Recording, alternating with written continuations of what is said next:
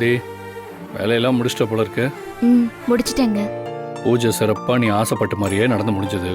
அதுலயும் யாருமே எதிர்பார்க்காத மாதிரி அம்மாவும் எல்லாரோடையும் சேர்ந்து பந்தியில உட்காந்து சாப்பிட்டாங்க. ஹாப்பி தானே? நீங்க சொன்ன மாதிரி பூஜை நல்லபடியா முடிஞ்சது சந்தோஷந்தே. ஆனா இந்த பூஜையில ஒரு முக்கியமான விஷயம் மிச்சம் இருக்குங்க. என்னது? என்னை ஆசீர்வாதம் பண்ணுங்க. எந்திரி எந்திரி, உட்கார்.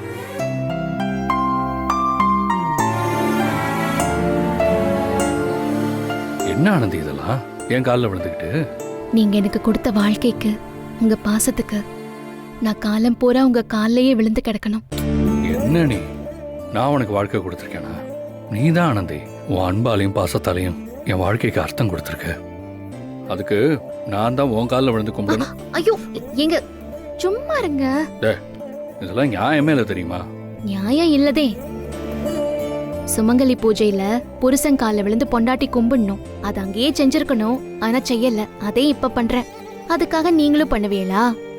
நான் தான் தப்பு செஞ்சு போட்டேன். ஒரு தப்பும் இல்லை. யாரும் யார் காலையும் விழ வேண்டாம். நீயே நானும் ஒண்ணுதான் ஆனந்தி. இந்த மாதிரிலாம் இனிமே பேசாத.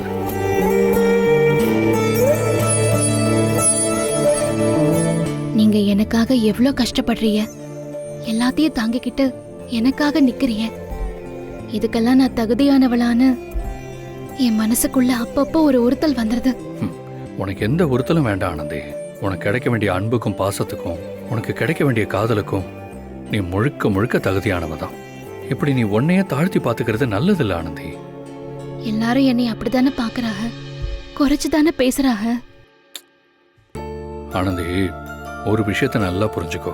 ஒருத்தங்களுக்கு ஒரு கஷ்டம் வரும்போது அந்த இடத்துல நாம இருந்திருந்தா என்ன பண்ணிருப்போம்னு யோசிச்சு பாக்குற யாரும் உன்னை தப்பா பேசவே மாட்டாங்க.